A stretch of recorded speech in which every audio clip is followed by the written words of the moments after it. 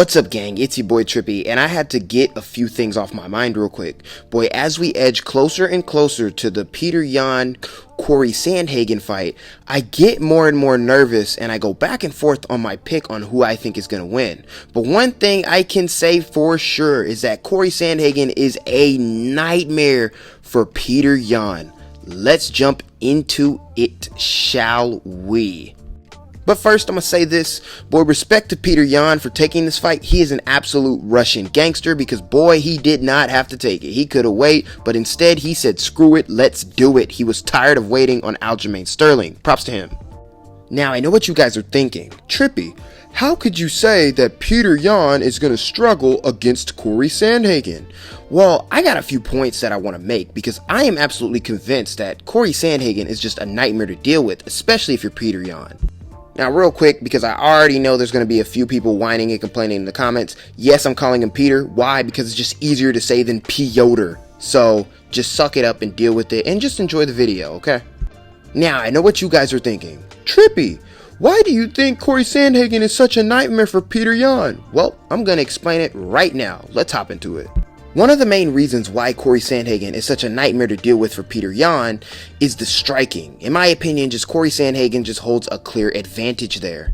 Although Petr Yan may hold a slight advantage in the boxing, Cory Sandhagen is the much better kicker out of the two. Cory Sandhagen also has great boxing of his own. He has great hooks to the body, great check hooks, great jabs, great straight shots, great crosses. And one of the more dangerous facts about his striking ability is that he strikes from angles and he is accurate. Also, not to mention his counter shots. His counter shots are some of the best. Although I felt like he definitely lost to TJ Dillashaw, you definitely saw a clear advantage in the striking. Although TJ also landed and it was pretty competitive in the striking, Cory Sandhagen definitely landed some of the more damaging blows, meaning that Cory Sandhagen has great power at 135. And if I'm Yan, I definitely don't want to make this a pure striking battle between the two. Otherwise, he's giving Cory Sandhagen one of his best ways to win this fight.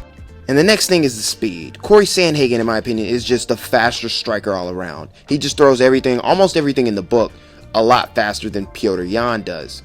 Although Petr Yan isn't slow, not necessarily, he's not slow, I want to say. It's just that Cory Sandhagen is just faster than him. That's just it. The speed difference, going along with the length and the striking capabilities, this is why he doesn't want to just only make it a stand-up battle. Cory Sandhagen is also very unpredictable. I mean, how many times did he land that flying knee on TJ Dillashaw's face? Cory Sandhagen not only attacks from angles, his unpredictable shots are the ones that usually puts his opponents out. Although he didn't put TJ out, credit to TJ Dillashaw's chin, he did knock out Marlon Moraes with a spinning back kick that nobody saw coming. Nobody saw it coming.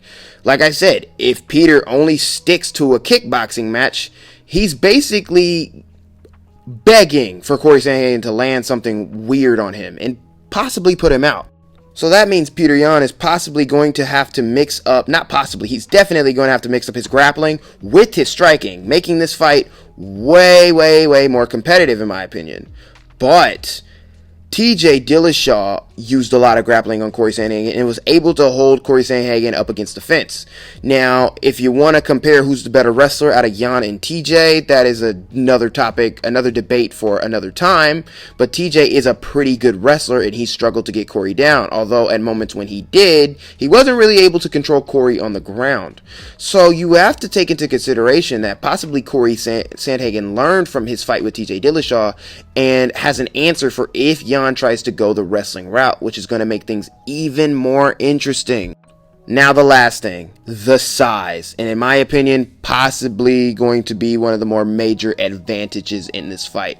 Cory Sandhagen is a big dude and he's much bigger than Yan. So that means Yan is going to have to enter into distance. And what is the danger of entering into distance on Cory Sandhagen? The flying freaking knee. Also, Yan likes to lean forward whenever he comes forward. And he likes to stand in front of you before picking his dangerous, deadly blows. Petr Yan, with the hands, in my opinion, has more power than Cory Sandhagen. But if I'm Yan, I'm attacking the body. Because although Cory Sandhagen has the height, I mean, the guy is pretty dang skinny. And one of those hooks to the body could honestly either fracture one of his ribs or just take the air completely out of him.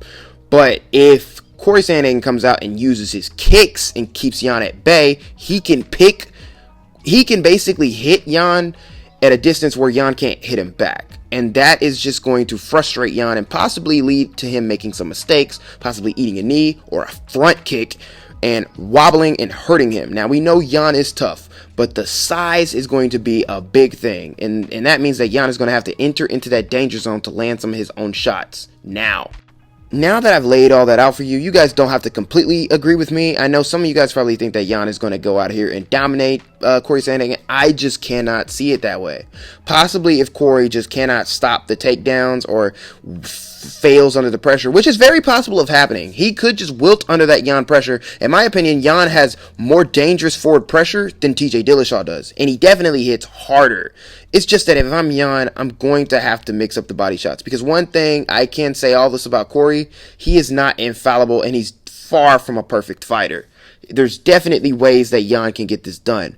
I'm just saying that if you think that Petr Yan is going to come in and just dominate Cory Sandhagen, I think you got another thing coming. I think that this is going to be one heck of a war, and it's definitely going to show us who's the best bantamweight in the world. Because if Yan beats Cory, he's the best in the world and he's going to whoop Aljamain Sterling. But this is a very dangerous fight, and the fact that he took it really shows you how tough Petr Yan really is. But this is just my thoughts and my opinions. I want to know what you guys think. Who do you got winning?